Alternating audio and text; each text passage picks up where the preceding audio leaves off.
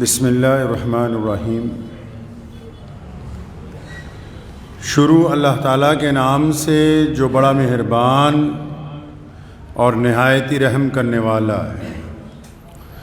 تمام حضرات درود شریف اور سورہ فاتحہ پڑھ لیجئے۔ اللہم صلی علی محمد وعلی آل محمد کما صلیت علی ابراہیم وعلی آل ابراہیم انک حمید مجید۔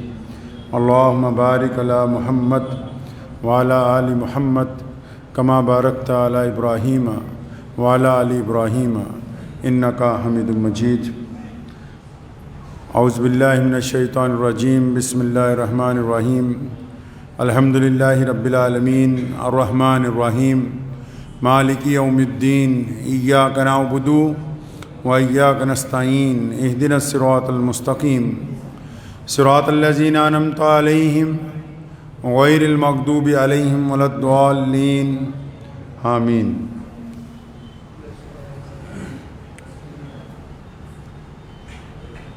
ایک یقین تھا دل میں کہ خدا تو سنتا ہے جب کوئی دوسرا نہیں سنتا۔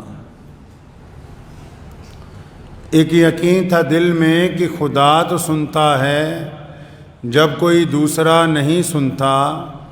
بالآخر مجھ پہ یہ راز کھلا، کیا وہ سنتا ہے کیا نہیں سنتا۔ وہ سمیع و بصیر ہے لیکن بے عمل کی دعا نہیں سنتا۔ یہ فیصلہ ہے دین فطرت کا، یہ فیصلہ ہے دین فطرت کا کہ بزدلوں کی خدا نہیں سنتا۔ اللہ کے پیارے نبی حضرت محمد رسول اللہ صلی اللہ تعالی وسلم کی ذات گرامی نے ہمیں ایک مکمل زندگی گزارنے کا طریقہ عطا فرمایا ہے۔ اللہ تعالیٰ نے جن چیزوں کی قسمیں کھائی ہیں ان میں ایک قسم نکاح کی بھی ہے، یعنی اس عمل کو اتنا بابرکت بتایا کہ اللہ نے اس کی بھی قسم کھائی۔ اور نبی علیہ الصلوۃ والسلام نے نکاح کی بڑی فضیلتیں بیان فرمائی، اور قرآن پاک نے کہا کہ مرد عورت کا لباس ہے اور عورت مرد کا لباس ہے، یعنی جو میاں بیوی ہیں مرد اپنی عورت کا لباس ہے اور عورت اپنے مرد کا لباس ہے۔ اور لباس میں تین خوبیاں ہوتی ہیں، تین خاصیتیں ہوتی ہیں کپڑے کے اندر۔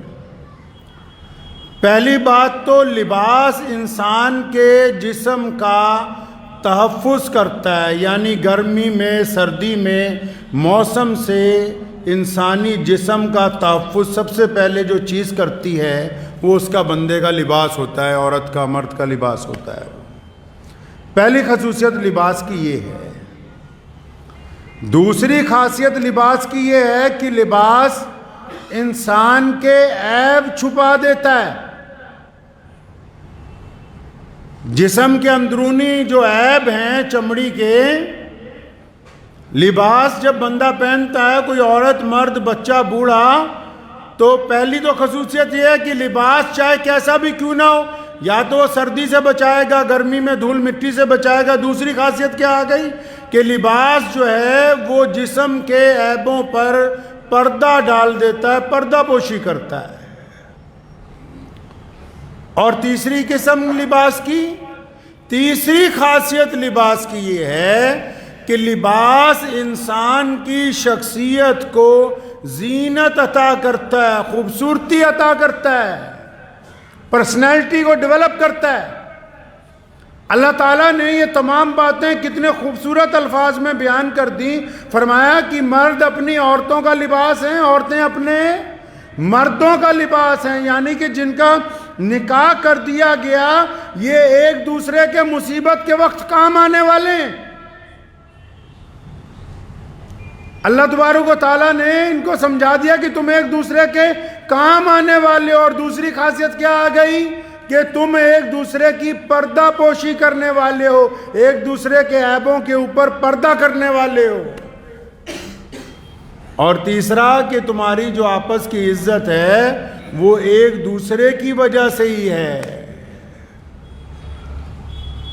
آج کل کیونکہ اکثر مجھے روزانہ شادیوں میں جانے کا موقع مل رہا ہے تو آج ذہن میں آیا کہ کچھ گفتگو نکاح کے بارے میں ہو جائے کہ اللہ اور اس کے رسول صلی اللہ علیہ وسلم کیسا نکاح چاہتے ہیں، کب چاہتے ہیں نکاح ہو، کن حالات میں ہو، اور نکاح کی جو اللہ اور اس کے رسول صلی اللہ علیہ وسلم کی طرف سے پابندیاں عائد کی گئیں کہ کیسا نکاح ہونا چاہیے، کیسا نہیں ہونا چاہیے۔ اکثر آپ نے دیکھا ہوگا آج کل ہم نے ایک رواج پکڑ لیا، اگر باپ مر جائے مولوی بلاؤ قرآن پڑھاؤ، ماں مر جائے مولوی بلاؤ قرآن پڑھاؤ، گھر پہ مصیبت آ جائے مولوی بلاؤ قرآن پڑھاؤ، کوئی پریشانی ہو مولوی بلاؤ کہاں قرآن پڑھاؤ، اور جب خوشی کا موقع ہو، شادی کا موقع ہو، جب بچے کے جنم دن کا موقع ہو، جب اپنے گھر کی کوئی اچھی کسی پارٹی کا موقع ہو، تب ڈھول بجاؤ۔ اچھا تمہیں غم میں خدا یاد آتا ہے اور خوشی کے اندر خدا کو بھول جاتے ہو؟ یہ کون سا معیار طے کیا مسلمانوں؟ غم میں تمہیں اللہ اور اس کے رسول یاد آتے ہیں، اور خوشی کے موقع پہ خوشی پہ کیا ہوتا ہے؟ مجھے ایک مفتی صاحب نے بتایا کہ فلاں آدمی نے کروڑوں روپیہ نکاح کے اوپر خرچ کیا اور نکاح خواہ کو 1 روپیہ بھی نہ دیا۔ دین کے معاملات میں اللہ اور اس کے رسول صلی اللہ علیہ وسلم اول تو اب نکاح جو ہے ایک تماش بینی ہو گیا۔ جن کے پاس لڑکے ہیں وہ لڑکے بیچنا چاہتے ہیں، اور جن کے پاس زیادہ پڑھی لکھی بیٹیاں ہیں وہ اب بیٹیوں کے لیے ایسا رشتہ ڈھونڈتے ہیں کہ ان کے معیار کا ہو جائے۔ برادری واد نے کئی لوگوں کا بیڑا غرق کر دیا، اور محمد الرسول اللہ کہیے صلی اللہ آواز نہیں آئی، صلی اللہ محمد الرسول اللہ صلی اللہ علیہ وسلم نے 2 باتیں کائنات کے سامنے رکھی۔ فرمایا اللہ اور اس کے رسول کی اطاعت کرو، اور لوگوں نے کہا یا رسول اللہ کر لی، اور فرمایا اب جس نے میری اطاعت کر لی وہ برادریوں کے، ذات پات کے، اونچ نیچ کے، گورے کالے کے بندھن سے آزاد کر دیے گئے ہیں، وہ لوگ کوئی کسی کا غلام نہیں ہے۔ انہوں نے کہا نہیں ہم تو میاں برادری کے باہر شادی نہیں کرتے۔ آپ کو پتہ ہے برادری ہوتی کیا ہے؟ پنجابی کہاوت مشہور ہے، ذات ملوک نہیں ہندی، ریت ملوک ہندی ہے۔ ذات نہیں ملوک ہندی، ریت ملوک ہندی ہے۔ ایک بادشاہ تھا، دربار میں بیٹھا ہوا تھا، ایک قیدی پیش کیا گیا، اس نے کوئی جرم کر دیا تھا تو سزا دینے لگا، تو وزیر نے کان میں کہا کہ جناب یہ جو قیدی ہے عام بندہ نہیں، بہت پڑھا لکھا ہے، پروفیسر ہے، دانشور ہے، اس کو پھانسی کی سزا نہ دو، اپنے پاس رکھ لو، قید خانے میں کام آیا کرے گا۔ ان کا رکھ لو۔ کچھ دن کے بعد ایک صاحب گھوڑے بیچنے آئے، وزیر نے کہا جناب اس قیدی کو بلا لو، دیکھ کے بتائے گا گھوڑے اصلی ہیں کہ نقلی ہیں۔ تو جب انہوں نے اس قیدی کو بلایا تو 2 گھوڑے لایا تھا گھوڑے والا، تو اس نے دونوں کو دیکھا اور پھر بادشاہ کو کہا، کہتا جناب ایک تو گھوڑا اصلی ہے، دوسرا دوگلا ہے، اس میں وہ صفت نہیں ہے جو اصلی گھوڑے میں ہوتی۔ تو بادشاہ کے آگے کون جھوٹ بولتا؟ انہوں نے جب کاروباری بندے سے پوچھا، بیچنے والے سے، کہتا ہاں جی یہ جو دوگلا ہے نا اس کی ماں مر گئی تھی، اس کو ہم گدھی کا دودھ پلاتے رہے 4 سال۔ بادشاہ بڑا خوش ہوا کہ یار یہ تو کام کا نکلا قیدی۔ اس نے اپنے خانسامہ کو بلایا، کہنے لگا جو شاہی نان روز بنتا ہے نا جس میں بے شمار پستے کاجو ساری سامان ڈالتے ہیں، جو بادشاہوں کی روٹی بنتی ہے وہ معمولی روٹی نہیں ہوتی۔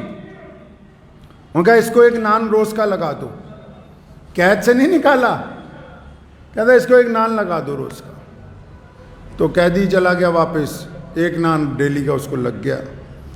تو کچھ دن بعد ایک صاحب ہیرے جواہرات بیچنے کے لیے بادشاہ کے پاس آئے۔ اب بادشاہ کو خیال آیا، کہتا یار اس قیدی کو لاؤ ہیرے پت چیک کرنے۔ اب ہیرے چیک کیے تو اس نے اپنی فراست کے ساتھ اصلی ہیرے ایک طرف کر دیے، نقلی ایک طرف کر دیے۔ سونار کو پوچھا، کہتا ہاں جی گستاخی کی معافی، یہ بیچ میں ہم نے کچھ کانچ کے بنا کے ڈال دیے تھے کہ چلو فائدہ ہو جائے گا۔ بادشاہ بڑا خوش ہوا، اصلی ہیرے بھی خریدے، پھر خانسامہ کو بلایا، کہا یہ جو قیدی کو ہم نے ایک نان لگایا ہے نا، کہتا جی حضور آج سے 2 کر دو۔ اب جب قیدی نے سنا نا کہ یہ میرے نان 2 کر دیے شاہی نان، یہ ان کو بتا رہا ہوں قصہ جن کو بڑا فخر ہے کہ ہم سید ہیں، پٹھان ہیں، ہم فلاں چودھری ہیں، ہم انصاری صاحب ہیں، قریشی صاحب ہیں، ان کو سنا رہا ہوں کہ ذات برادری ہوتی کیا ہے، یہ سنو آج پہلے۔ ذات کہتے کس کو ہیں، برادری بنتی کیسے ہے؟ یہ جو نام ہم نے رکھے یہ تو رسول اللہ نے فرمایا، قرآن نے کہا پہچان کے لیے، کہ بس پتہ لگ جائے کہ تم فلاں خاندان کے رہنے والے ہو۔ اصل برادری کیا ہوتی ہے؟ جب اس نے کہا نا 2 نان لگا دو ڈیلی کے، اب وہ قیدی باہر نکل رہا تھا تو اس نے آہستہ سے بڑبڑاتا ہوا جا رہا تھا افسوس میں، غصے میں، کہندا یار بادشاہ بھی اصلی نہیں ہے گا، نکلی ہے بھی۔ چمچوں نے سن لیا، دربانوں نے۔ اب بڑے لوگ مرتے کب ہیں؟ کانوں کے کچے ہوتے ہیں، جو جس نے آگے پھونک مار دی بس ادھر ہی کو چل پڑے۔ اب فوراً چمچوں نے بادشاہ کو رپورٹ دی کہ جناب آپ تو اس کو شاہی نان لگاتے جا رہے ہیں، 1 کے 2 کر دیے، وہ اس کو تو ہضم ہی نہیں ہو رہے، وہ تو آج آپ کی ذات کے اوپر انگلی اٹھا دی۔ اس نے تو یہ کہہ دیا کہ یہ بادشاہ ہی اصلی نہیں ہے۔ بڑا غصہ آیا بادشاہ، کہتا ابھی لاؤ نکال کے، فوراً نکال کے لائے۔ وزیر کو بھی خبر پتہ لگی کہ بھئی پنگا پڑ گیا، وزیر بھی موقع پہ پہنچ گیا۔ بادشاہ پورے جلال میں کہ آج اس کی گردن اتار دینی ہے۔ تو مجھے کیا کہہ رہا تھا تو؟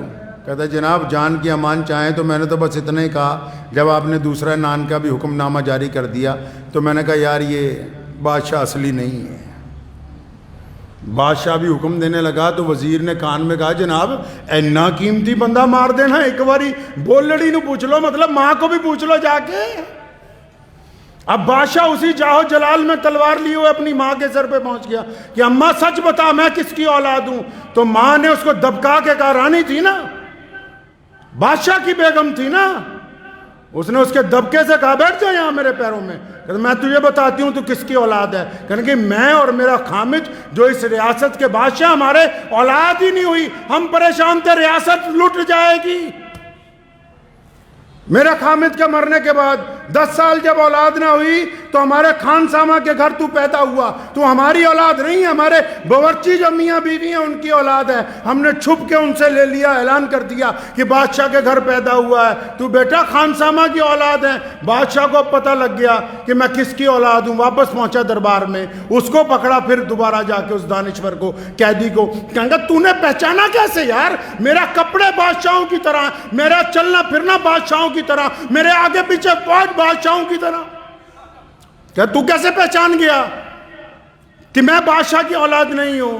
کہنے لگا جناب جب پہلا تمہیں راز بتایا گھوڑوں کا تم نے مجھے رہا نہیں کیا، تم نے مجھے وزارت نہیں دی، تم نے مجھے 1 نان لگا دیا، دوسرا بتایا تم نے 2 نان لگا دیے، تب میں سمجھا کہ یہ بھی کسی خان سامہ کی اولاد ہے، نان پہ نان لگایا جا رہا۔ اس میں بادشاہوں والی بات ہوتی تو یہ اپنی حیثیت کے مطابق دیتا۔ انسان جو کرتا ہے وہ اس کی ذات بنتی ہے۔ شادی میں ذات ڈھونڈتے ہو، ذات کس کی ہوتی ہے؟ جو سچ بولتے ہیں، انہیں سچ بولنے والوں کی تلاش ہے کہ سچائی ایک برادری ہے۔ جو ایمانداری سے کاروبار کرتے ہیں انہیں ایماندار کاروباری کی تلاش ہے کہ میں نے اپنی بیٹی ایمانداروں کے گھر دینی ہے۔ اور جو ٹھگیاں مارتے ہیں، جو بدماشیاں کرتے ہیں، ان کی ذات گنڈا گردی ہے، وہ گنڈوں کو تلاش کرتے ہیں کہ ہم نے اپنے جیسے گنڈوں کے گھر اپنی شادی کرنی ہے۔ یہ ہوتی ہے اصلی ذات، کہ جو بندہ کرتا ہے وہی اس کے جسم میں، وہی بات جو ہم کام کرتے ہیں وہی ہماری ذات ہے، وہی ہماری برادری ہے۔ اگر ہم اچھے بننا چاہتے ہیں، ہم اچھا کام کر رہے ہیں تو ہم اچھوں کو تلاش کریں گے، ہم نیک کام کر رہے ہیں تو ہم نیکوں کو تلاش کریں گے، ہم دیانتدار ہیں تو دیانتداروں کو تلاش کریں گے۔ قرآن نے کہا ہے نا کہ چنگے بندے والی چنگیاں جنانیاں، مندے والی مندیاں، اچھے دوستوں کے لیے اللہ نے اچھے دے دیے اور بروں کے لیے پھر برے ہی ٹکرتے رہیں گے، جیسی آپ کی نیت۔ محمد رسول اللہ نے فرمایا انما الاعمال بالنیات، کہ عمل کا دار و مدار تو نیت پر ٹکا ہوا ہے۔ تو بات چل رہی تھی کہ اب ان کو تو برادریوں کی تلاش ہے۔ لوگوں کی بیٹیاں گھروں میں بیٹھی بیٹھی بڈھی ہو رہی ہیں، پھر بھاگے ہوئے آئیں گے کہ جناب بیٹی فلاں کے ساتھ نکل گئی، لڑکا فلاں کے ساتھ نکل گیا، کیا تمہیں نہیں پتہ لگا؟ اللہ نے قرآن میں کہا، محمد رسول اللہ نے کہا، اس انسانیت میں مرد عورت ایک دوسرے کی ضرورت ہے۔ جو ماں باپ جان بوجھ کے آنکھیں بند کرتے ہیں کہ ہم اپنے بیٹے کی شادی 20 سال بعد، پھر 25 سال بعد، پھر 30 سال کی عمر میں، 32 سال کی، کھا لو اس کی کمائی جتنی تم نے کھانی ہے۔ اور یہ باہر جو حرام زدگیاں کرتا ہے، جو تمہارے رشتہ داروں کی عورتوں کے ساتھ چھپ کے زناکاریاں کرتا ہے، اس کا سارا گناہ ان ماں باپ کے ذمے ہے جو اپنی اولاد کا نکاح نہیں کرتے۔ ان ماں باپ کے ذمے ہیں۔ سوچتے ہیں آنکھیں، پتہ ہے کہ فلاں کے ساتھ میرا بیٹا، فلاں کے ساتھ میری بیٹی غلط کام کر رہے ہیں، پھر بھی آنکھیں بند ہے کہ نہیں، بڑھیا گزارا ہو رہا ہے، چل رہا ہے۔ اگر ماں باپ کا احترام قرآن میں لکھا ہے تو اللہ کے رسول صلی اللہ علیہ وسلم نے ماں باپ کو بھی پابند کیا کہ اپنی اولاد کی ضروریات کو پورا کرنا تمہاری ذمہ داری ہے۔ نکاح میں دیری، کیریئر بنا رہے ہیں، کیریئر بناؤ جی، کیریئر بناتے رہو 40 سال تک۔ کریکٹر کا بیڑا غرق ہو گیا کیریئر کے چکر میں۔ جا کے ڈاکٹروں سے پوچھو، اچھے لوگ شادیوں کے بعد اولاد پیدا نہیں ہو رہی، کیوں نہیں ہو رہی جی؟ 30 سال کی عمر میں شادی کی، 32 سال کی عمر میں شادی کی، 35 سال کی عمر میں شادی کی، اور تم نے تو جانوروں کا دوگلا پن کیا نا۔ درختوں کی جڑیں کاٹ کے ملائیں کہ دوگلے درخت بنائیں گے، پیڑ پودوں کی جڑیں توڑ کے ملائیں کہ ہم رنگ برنگے پھول اور پیدا کریں گے۔ اللہ نے پھر تمہارا بھی انتظام کر دیا، تم نے قدرت کے ساتھ کھلواڑ کیا، انہوں نے بھی پھر تمہارے لیے ٹیسٹ ٹیوب بیبی بنا دیے کہ کسی کی اولاد، کسی کا پیٹ، کسی کی نسل کسی کے اور کے گھر کے اندر پیدا ہو کے جا کے۔ جو لوگ خدا کی فطرت سے بغاوت کرنا چاہتے ہیں وہ کبھی خدا کے حضور کامیاب نہیں ہو سکتے۔ اللہ نے یہ دنیا بنائی ایسے، جتنا مرضی سرمایہ اکٹھا کر لو، جب کوئی بندہ اللہ کی دنیا سے واپس جاتا ہے نا، اس کی ایک رتی چوری نہیں کر سکتا، سارے کا سارا مال یہیں چھوڑ کے جاتا ہے واپس۔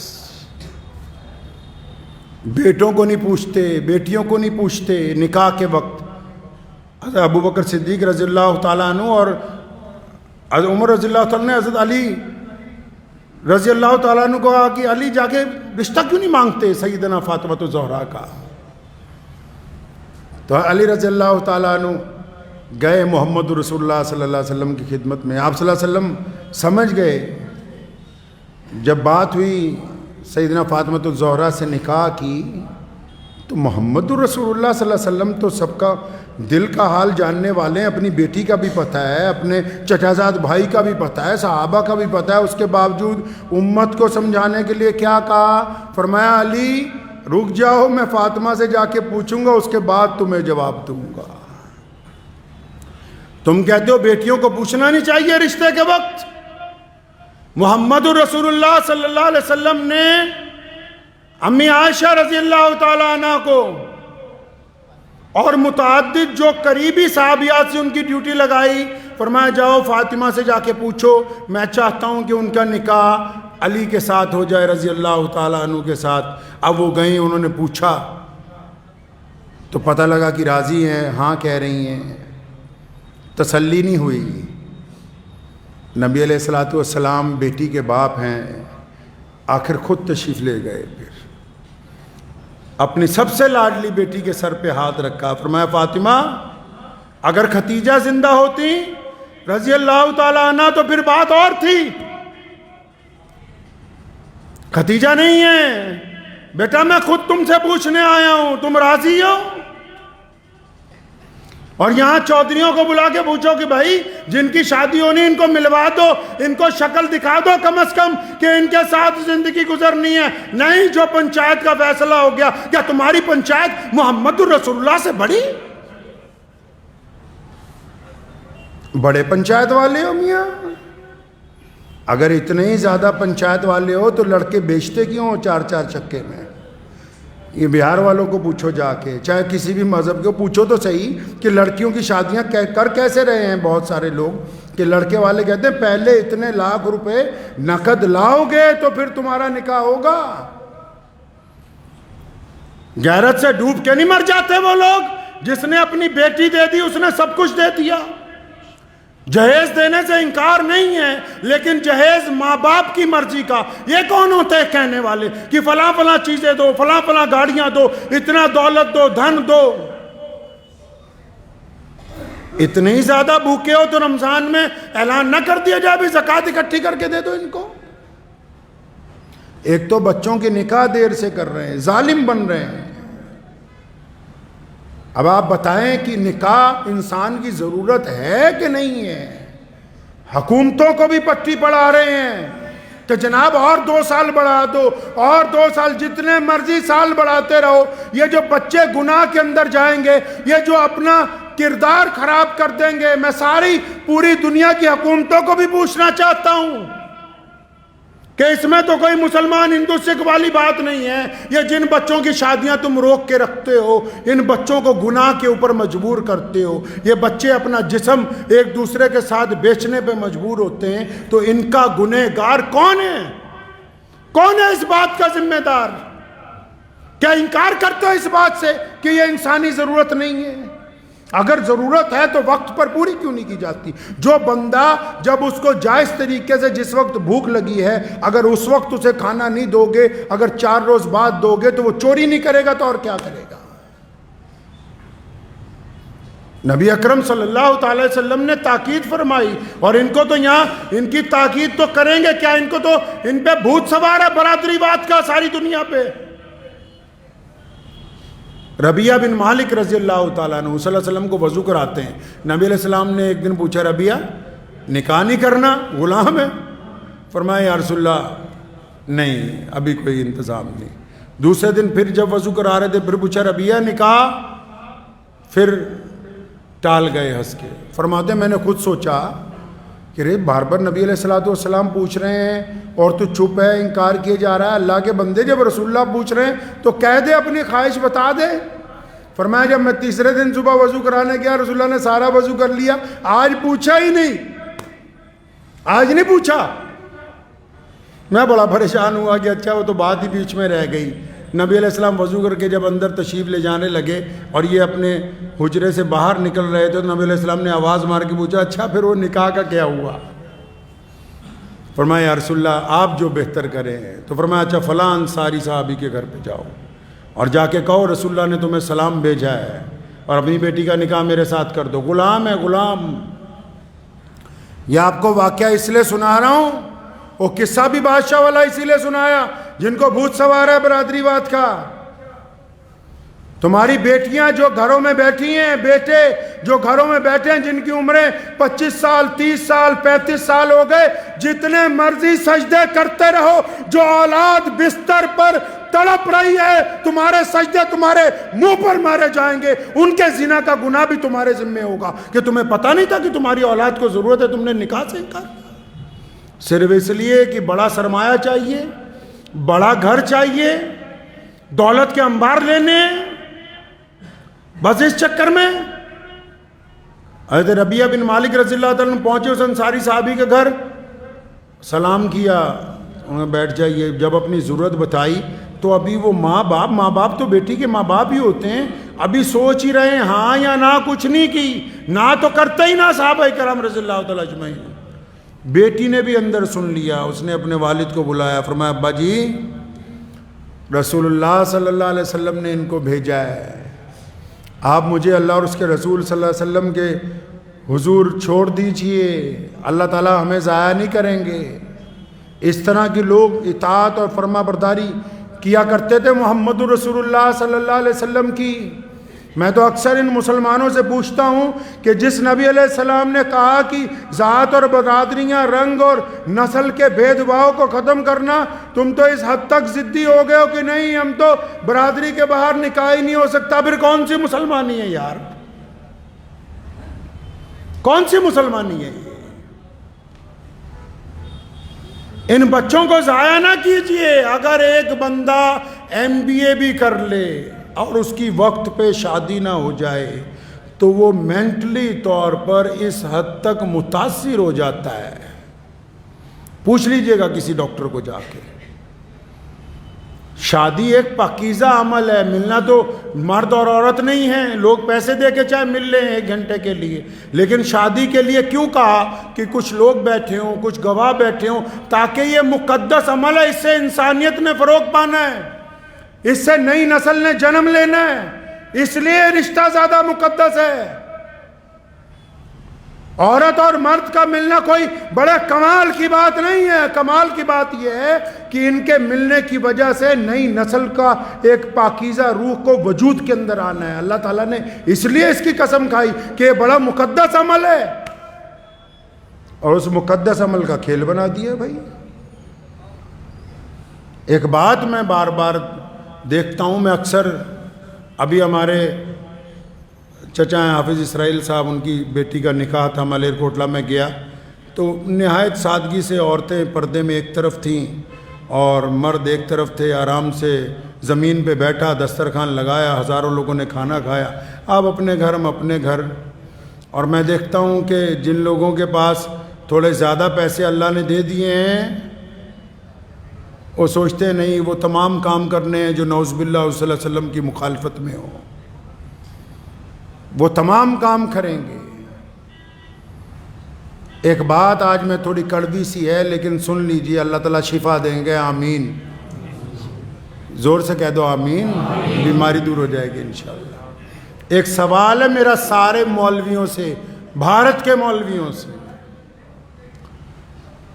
چاہے وہ دیوبندی مولوی ہیں، چاہے وہ بریلوی مولوی، چاہے وہ تبلیغی جماعت والے ہیں، چاہے وہ جماعت اسلامی والے ہیں، چاہے وہ ندوہ والے ہیں، چاہے وہ جامعہ ملیہ والے ہیں،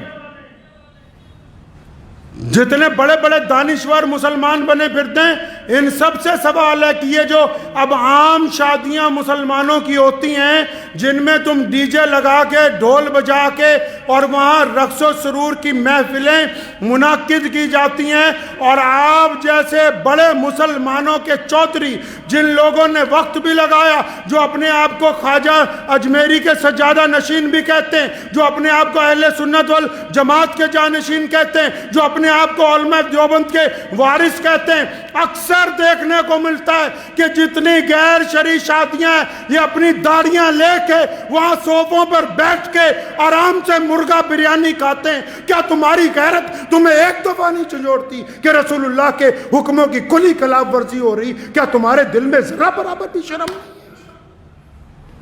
ذرہ برابر غیرت نہیں آتی تمہیں؟ کہا مفتی صاحب نے، کہنے لگے میں گیا، لڑکی کو پوچھا کہ تمہیں فلاں کے ساتھ نکاح میں دے دیا، یہ گواہ کھڑے ہیں، یہ وکیل کھڑا ہے، تجھے قبول ہے؟ لڑکی بولتی نہیں. فرمایا 3 دفعہ پوچھا، لڑکی بولتی نہیں، تو سارے مفتی مل کے کیا کہتے ہیں کہ اگر بولتی نہیں ہے تو اس کا مطلب رضامند ہے. دستخط کراؤ، نکاح ہو گیا. کیا ہے جی؟ رضامند ہے. شریعت نے کہا کہ اگر وہ شرم کی وجہ سے نہیں بولتی تو رضامند ہے، اور اگر رضامند نہ ہوتی تو بغاوت کرتی. تو میں ان سے پوچھتا ہوں، تمام لوگوں سے، سارے دینداروں سے، کہ تم جن مجلسوں میں اب جا کے بیٹھتے ہو جہاں گانے چل رہے ہیں، سامنے ڈی جے لگا ہوا ہے، ڈھول بجا کے بارات آ رہی ہے، تمہارے چہرے پہ ناگواری بھی نہیں ہے، تو اس کا مطلب تم رضامند ہو ان کے ساتھ. اور اگر تم ان کے ساتھ رضامند ہو تو اللہ اور اس کے رسول کی رضامندی تمہارے ساتھ نہیں آ سکتی. اگر غیرت مند ہو تو اگر روک نہیں سکتے. فرمایا ایمان کے 3 درجے، اپنے دل میں برا مانو، تمہارے چہرے پہ تو ذرہ برابر بھی شرمندگی کا احساس نہیں کہ ڈھول بجا کے بارات آ رہی ہے، تم اس مجلس کو چھوڑنے کے لیے تیار نہیں ہو. ان چودھریوں کی وجہ سے کہ یہ چندہ نہیں دیں گے، کیا ان کے پل پر مسجدیں اور مدرسے چل رہے ہیں؟ جو گنڈا کرتی اسلام کے نام پر شادیوں میں کرتے ہو، تم ان سے ڈرتے ہو؟ رزق کا وعدہ اللہ نے کیا ہے، انہوں نے نہیں کر رکھا.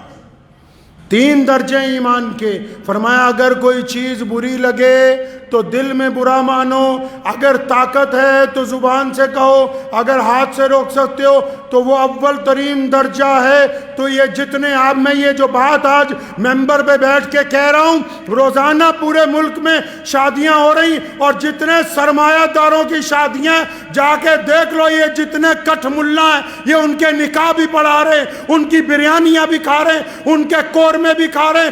اگر تم قوم کی نگہبانی نہیں کرو گے تو یاد رکھو تمہاری حیثیت گڈریے کی ہے۔ اگر ایک بھی کوئی ریوڑ میں سے کوئی چیز ضائع ہو گئی تو گڈریے کو مالک پوچھتا ہے، اللہ تعالیٰ نے ان کو چھوڑ دینا ہے، تمہارا گریبان پکڑ لینا ہے۔ کوئی ضرورت نہیں ایسا نکاح پڑھانے کی جہاں ڈھول بجتے ہوں، کوئی ضرورت نہیں ایسے شادی کے اندر جانے کی جنہوں نے ڈی جے لگا کے رکھے ہوں، جو ناچ کے ڈھول بجا کے آ رہے ہوں، ان کے ساتھ شہر کا قاضی چل رہا ہو۔ شرم کے ڈوب مرنے کا مقام ہے ان لوگوں کے لیے۔ اتنی بھی غیرت زندہ نہیں رہی، اتنی بھی شرم و حیا زندہ نہیں رہی۔ کس بات کی دولت ہے یہ یاد رکھو، دین محمد الرسول اللہ کا ہے۔ کس کا دین ہے جی؟ محمد الرسول اللہ کا دین ہے، اور یہ دین قیامت تک زندہ رہے گا۔ یہ کسی سرمایہ دار کا دین نہیں ہے، یہ کسی بہت بڑے چودھری کا دین نہیں ہے۔ دنیا کی کوئی طاقت اس دین کو سرنگو نہیں کر سکتی۔ اس لیے پلٹیے اپنے رب کی طرف، اور آپ بھی سنیے جتنے عام مسلمان ہیں، اگر کسی شادی میں ناچ گانا ہو رہا ہے مسلمان کی، اور شراب پی کے کوئی آ رہا ہے، ڈھول بجا کے بارات آ رہی ہے، آپ اگر اس میں شامل ہیں تو آپ گنہگار ہیں۔ میں فتوے نہیں اکثر دیتا، لیکن یہ مسئلہ آپ کو اس لیے بتا رہا ہوں کہ رسول اللہ صلی اللہ علیہ وسلم کو یہ بات پسند نہیں ہے۔ رسول اللہ نے سادگی سے نکاح کا حکم دیا۔ فرمایا مسجد عبد الرحمن بن عوف جلیل القدر صحابی، اربوں پتی آدمی، رسول اللہ نے فجر میں پوچھا عبد الرحمن یہ کپڑوں پہ لال رنگ کا داغ لگا، فرمایا یا رسول اللہ رات میرا نکاح ہوا تھا تو وہ مہندی لگ گئی تھوڑی سی۔